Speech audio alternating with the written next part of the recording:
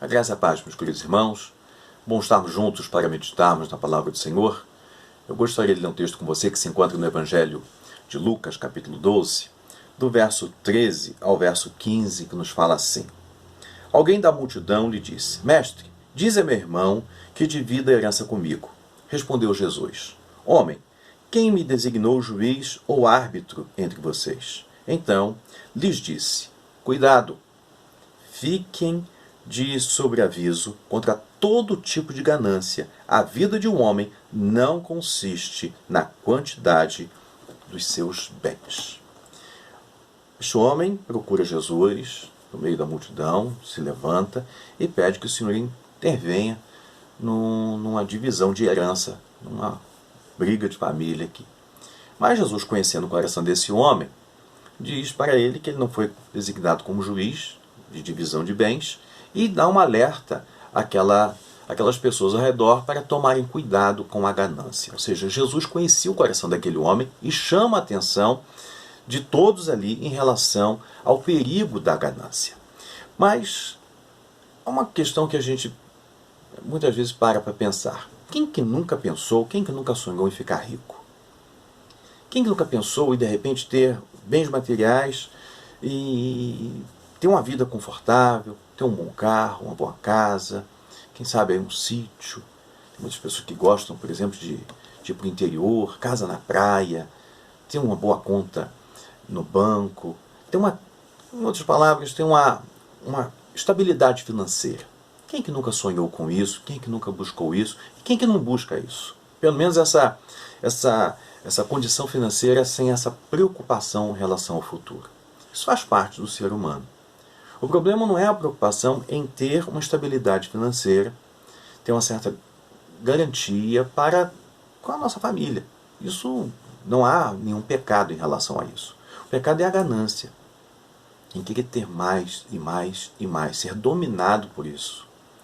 Porque a preocupação com pagar um aluguel, pagar uma conta de água, de luz, telefone, escola das crianças, é a roupa, é um remédio controlado, muitas vezes, que você precisa comprar todo mês, é um gasto, muitas vezes, enorme que nós temos e o dinheiro é pouco. Isso é uma preocupação que tem tomado o coração, eu creio que da população quase como um todo. São poucos aqueles que não se preocupam dessa forma. A questão não está em querer ter uma estabilidade financeira. O perigo aqui é a ganância, é querer ficar rico. E quanto mais a pessoa quer ficar rica, as pessoas nunca vão estar satisfeitas com aquilo que possuem. Porque se você observar, quanto mais se tem, já diz o ditado, mais se quer. Mas isso não é só um ditado popular, isso é bíblico. Porque lá em Eclesiastes capítulo 5, verso 10, a Bíblia nos fala assim: quem ama o dinheiro jamais dele se farta, e quem ama a abundância nunca se farta de renda. Ou seja, quanto mais tem, mais quer, e as pessoas são dominadas por isso. Então, o dinheiro é bom, o dinheiro é necessário, mas ele não é tudo na nossa vida. Ele não pode tomar lugares que pertencem ao Senhor. O problema não é ter ou não ter, né? A questão aqui é a importância que o dinheiro exerce na vida de cada um de nós. A maneira como nós olhamos para ele e qual a influência que ele exerce no nosso coração. Essa que é a questão. Não é o possuir, mas é ser possuído. É ser tomado e domado pela ganância. Essa que é a grande crise que tem tomado o coração de muita gente. Inclusive, nós observamos infelizmente, nossos políticos, como eles fazem para possuir cada vez mais, ter cada vez mais, burlando inclusive leis para se beneficiarem. Não tem nenhum pudor, vamos dizer assim, em relação a isso. Inventam das mais diversas coisas para se beneficiarem. Prometem 1000 coisas aqui, mas quando chegam lá, fazem de tudo para não sair e não perder o poder. A gente olha isso de forma descarada nas mídias, nas redes sociais. Nós observamos isso o tempo todo. Então o dinheiro em si, ele não tem nada de mal. Mas o dinheiro, esse demônio, vamos dizer assim, que há por trás do dinheiro, esse espírito que há por trás do dinheiro, esse que é o mal. Então Jesus chamou a atenção daquele homem, porque o que estava tomando o coração dele se chama mamon. O que é mamon? Mamon é a riqueza, é o desejo exagerado de ter mais do que os outros, é ser possuído por esse demônio. Por isso que Jesus falou que nós não podemos servir a dois senhores, a Deus e as riquezas, ou Deus ou a Mamon, como ele nos fala lá em Mateus capítulo 6. Tanto que o reverendo Hernando Dias Lopes, ele nos chama a atenção em relação a essa questão do dinheiro. Ele diz que o dinheiro é o maior senhor de escravos do mundo. Milhões de pessoas se prostram em seu altar todos os dias e dedicam tempo, talento, vida e devoção a esse Deus. E ele diz mais, muitas pessoas pisam arrogantemente no próximo e sacrificam até a família para satisfazer os caprichos insaciáveis dessa divindade. E ele conclui dizendo, há indivíduos que só se preocupam com as coisas dessa terra. Ele citando lá em Filipenses 3,19. Fazem do dinheiro a razão da sua vida. E é sobre isso que eu quero pensar com você, desse perigo que nós corremos em relação à ganância. Qual o lugar que o dinheiro está no seu coração? Qual o lugar que ele ocupa no seu coração? E Jesus, falando sobre essa questão, ele nos alerta e nos dá algumas lições. A primeira lição que nós aprendemos aqui nesse texto é que o Senhor nos ensina sobre o perigo dessa ganância. A ganância. Tanto que ele diz assim, alguém da multidão lhe disse, mestre, diz a meu irmão que divida a herança comigo. Respondeu Jesus, homem, quem me designou juiz ou árbitro entre vocês? Então lhes disse, cuidado, fique de sobreaviso contra todo tipo de ganância. A vida de um homem não consiste na quantidade dos seus bens.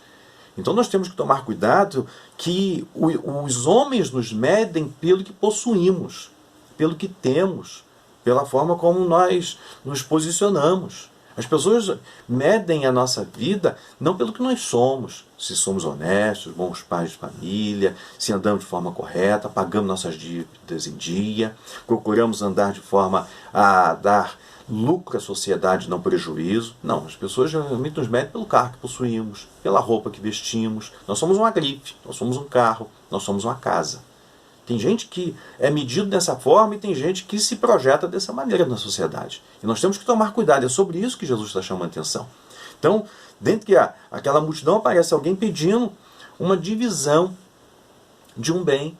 E Jesus detecta que aquele mal maior não era a questão da herança. Era que aquele homem queria ter mais do que o irmão. Que ele era ganancioso. Então Jesus nos ensina nesse texto algumas lições preciosas. Então, primeira coisa, nós observamos que há pessoas que estão mais preocupadas em se aproximar de Jesus, mas estão mal intencionadas da forma como se aproximam. Este homem se aproxima com a intenção de ser beneficiado. E tem muita gente hoje que não vai para o culto para adorar o Senhor, vai para receber uma bênção. Seja ela qual for. Seja saúde física, seja um bem material, seja um emprego, sei lá, dos mais diversos. Até no casamento tem gente se aproximando de Deus. Mas por que essas pessoas vão até Deus e para buscar esse tipo de coisa? Porque encontram igrejas que ensinam isto.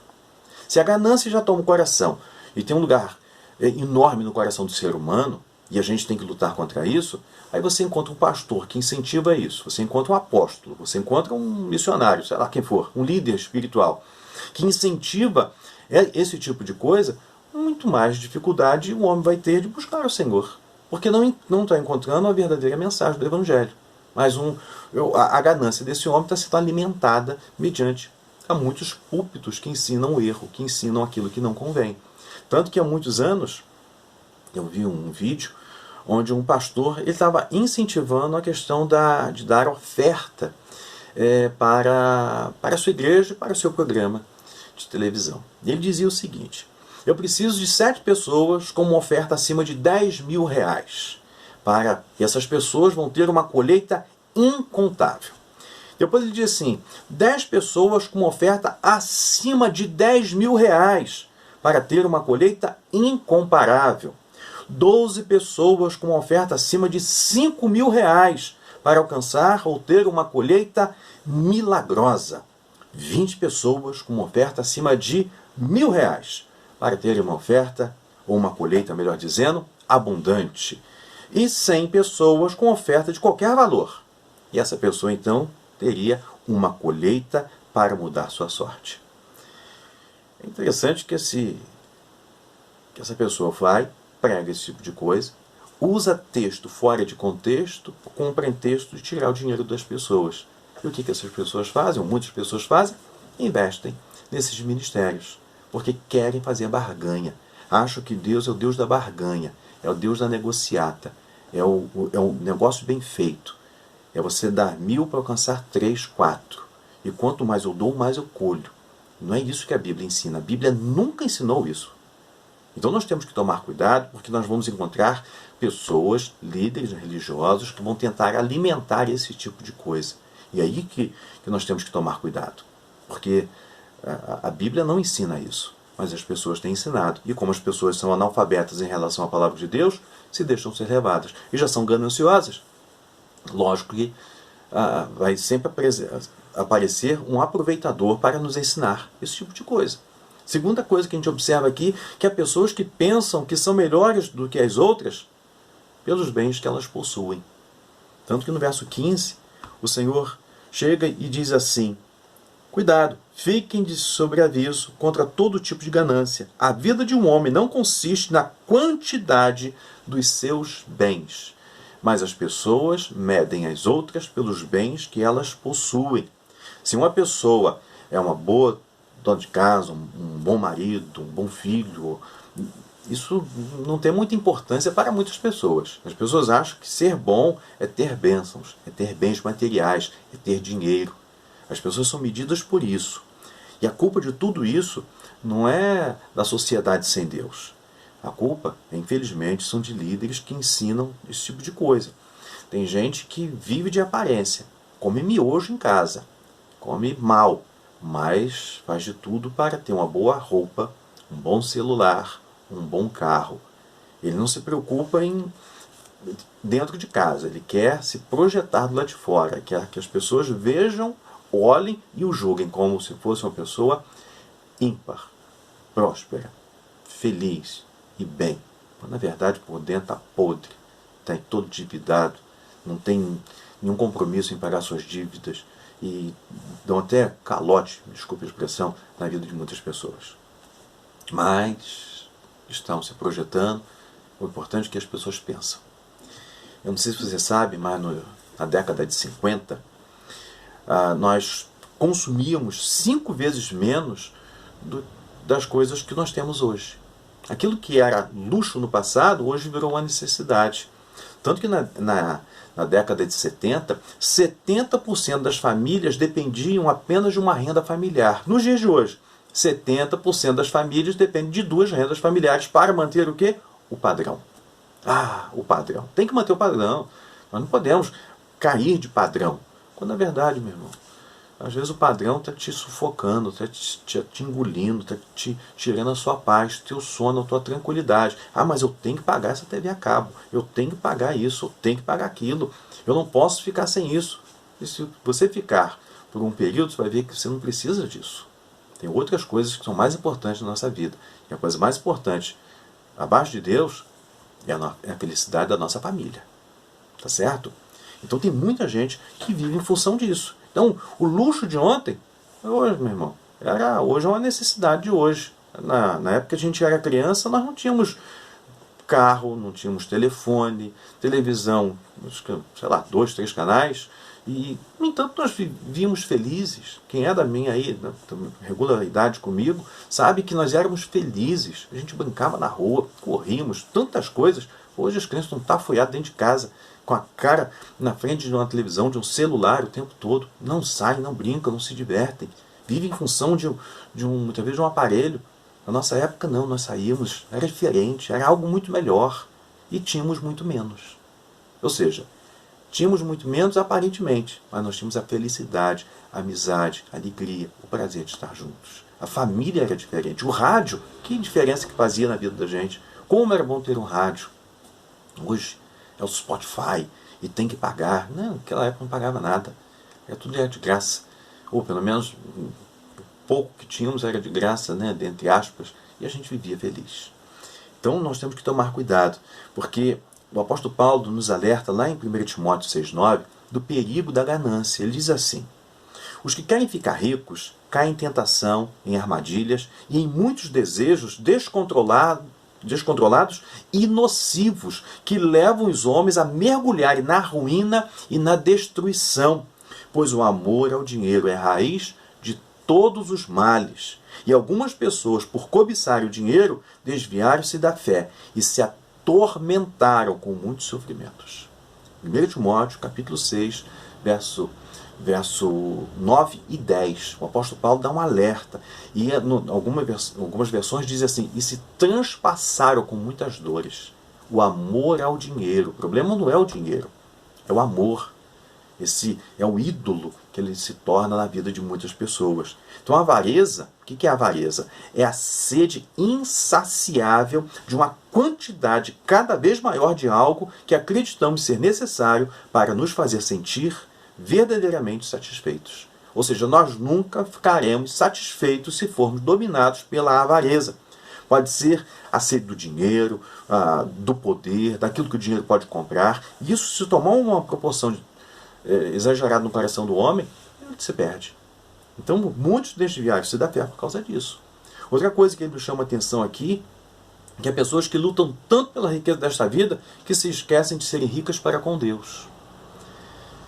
Verso 20 e 21, ele está concluindo uma parábola do homem que construiu um grande celeiro, aliás, ele tinha um grande plantio, destruiu os celeiros, fez um enorme, botou todo o seu plantio ali e disse: alma, descansa, regala-te, que você tem bens para muito tempo da sua vida. Aí ele conclui dizendo assim: contudo, Deus lhe disse: insensato, esta mesma noite a sua vida será exigida, então quem ficará com o que você preparou? Assim acontece com quem guarda para si riquezas, mas não é rico para com Deus. O que é ser rico para com Deus? Ser rico para com Deus significa ser grato a Deus por tudo que Deus nos dá, por tudo que nós alcançamos. E ser rico para com Deus é usarmos tudo que Ele nos deu para a glória e honra do nome dEle e investir parte daquilo que Ele nos deu para abençoar a vida de outros. É isso que é ser rico para com Deus. É não ser dominado pelo dinheiro, mas fazer com que o dinheiro tenha lugar de destaque na nossa vida, mas para ser canal de bênção, para abençoar outros e para glorificar o nome do Senhor acima de todas as coisas. Outra coisa que eu quero pensar com você em relação a esse texto ainda, para estar concluindo, que a segunda lição que o Senhor nos ensina é que o Pai cuida de nós nos mínimos detalhes. Jesus aqui, depois dessa conversa com esse homem, ele começa a dizer que o Senhor, Ele cuida dos pássaros, Ele cuida das plantas. Ou seja, ele mostra que aquilo que nós necessitamos, o Senhor vai nos dar.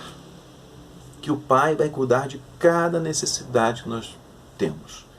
Tudo que eu necessito, Deus vai me dar. Jesus depois então mostra que a ganância ela toma um lugar no coração, então Deus se afasta. Agora, no momento que eu permito que o Senhor cuide de mim, a ganância não vai tomar um lugar. Aí eu vou ficar satisfeito com tudo que Ele me dá. Então, uma preocupação exclusiva, por exemplo, com alimento, com a bebida, com roupa, isso o Senhor diz que tudo isso é acréscimo. Aquilo que os homens tanto buscam não passa de um bem-estar que Deus nos dá todos os dias.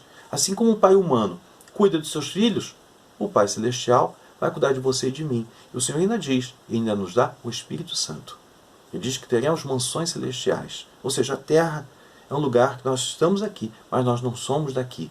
O melhor está por vir, que é a presença do Senhor para todo sempre na nossa vida. Não estou dizendo que nós não devemos nos preocupar com as coisas. Não podemos ter uma preocupação exagerada com esse tipo de coisa. Então o Senhor não nos isenta de nós nos prepararmos para o futuro. Não é isso que Ele está dizendo. Ele está dizendo que nós devemos nos preparar sim, mas saber que o nosso futuro está nas mãos dEle. Que o nosso futuro, quem cuida é o Senhor. Eu tenho que estudar, eu tenho que trabalhar, eu tenho que ser precavido, não posso gastar além da conta, eu tenho que fazer tudo certo para poder ter uma certa garantia no futuro, principalmente na área financeira, mas não de forma exagerada. Não ser um ganancioso, ser dominado pelo dinheiro. Não é isso? É isso que o Senhor está nos ensinando aqui. Estar livre também da preocupação, não nos isenta de dificuldades. Tanto que Paulo ele diz, é necessário que passemos por muitas tribulações para entrarmos no reino de Deus. Então, a vida não é uma colônia de férias, como diz o reverendo Hernandes Dias Lopes. A vida é difícil, a vida é complicada. A vida tem as suas dificuldades, mas a gente vive confiados em Deus, crendo que Ele vai nos auxiliar e nos ajudar no dia de amanhã. O futuro a Deus pertence. Por isso que Jesus diz, cabe a cada dia o seu mal. Então o mal de hoje é o mal de hoje, o mal de amanhã fica para amanhã. Não se preocupe com o dia de amanhã, se preocupe com hoje. Lógico, você tem que se preparar para amanhã. Isso faz parte da vida, mas não ficar exagerando essa preocupação, essa coisa que toma o coração das pessoas, que tira até o sono. Isso que é o problema, e isso que o Senhor diz para nós não termos, tá certo? Outra coisa que ele diz aqui, que a preocupação exagerada é incompatível com a fé cristã. Olha só o que diz o verso 24 aqui desse texto, do capítulo 12 de Lucas. Ele diz a respeito dos pássaros, dos corvos, né? Observe os corvos, não semeiam, nem colhem, não têm armazém, nem celeiros, contudo Deus os alimenta. E vocês têm muito mais valor do que as aves. Quem que vale? Você ou o passarinho? Você. Por quem que Jesus morreu na cruz do Calvário? Foi pelas aves ou foi por você? Foi por você, foi por mim. Então eu tenho que entender que é incompatível com a fé essa preocupação exagerada. Se eu me preocupo de forma exagerada é porque eu não confio que Deus vai cuidar de mim. É isso que Jesus está dizendo. Ele não está dizendo que eu não devo sair de manhã, que eu não devo trabalhar, que eu não devo lutar. Não vem uma mão gigante e sustenta o passarinho, não. Ele sai pela manhã para buscar o seu alimento. Mas Deus prepara o alimento para as aves, assim como Deus cuida de você e cuida de mim.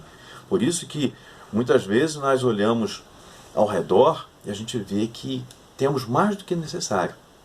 Observe ao redor.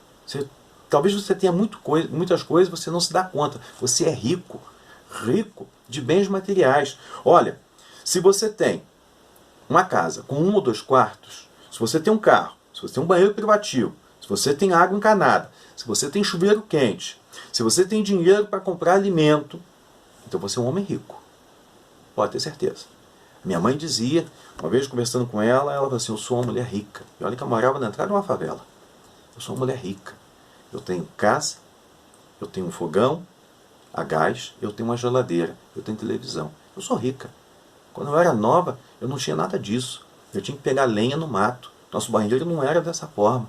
Então ela fazendo uma comparação de sou rica. Eu estou com a vida tranquila, porque Deus tem me abençoado. É a diferença, irmãos, como nós olhamos. Tem gente que vive só de comparação. Glorifica o Senhor pelo que você possui, pelo que você tem. Exalte o Senhor por aquilo que Ele tem te dado.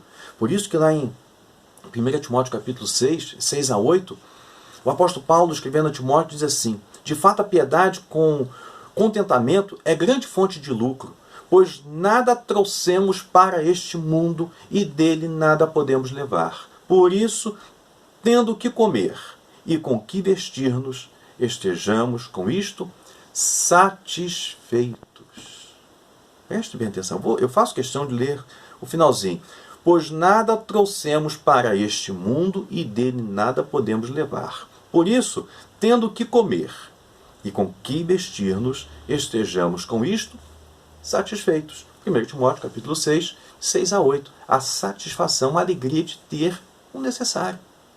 Se por acaso uma centopeia, você não é. E tem muita gente hoje pensando assim, eu preciso de muito, eu preciso de mais. Meu irmão, você não precisa. Deus tem te dado tudo que você precisa. Deus tem sustentado você. E por fim, a terceira lição que o Senhor nos ensina é que devemos investir o melhor que temos no seu reino. O reino de Deus tem que vir em primeiro lugar. Do verso 31 a 34, o Senhor nos fala assim, busquem, pois, o reino de Deus, e essas coisas vos serão acrescentadas. Busquem, pois, o reino de Deus, e essas coisas lhes serão acrescentadas. Não tenham medo, pequeno rebanho, pois foi do agrado do Pai dar-lhes o reino.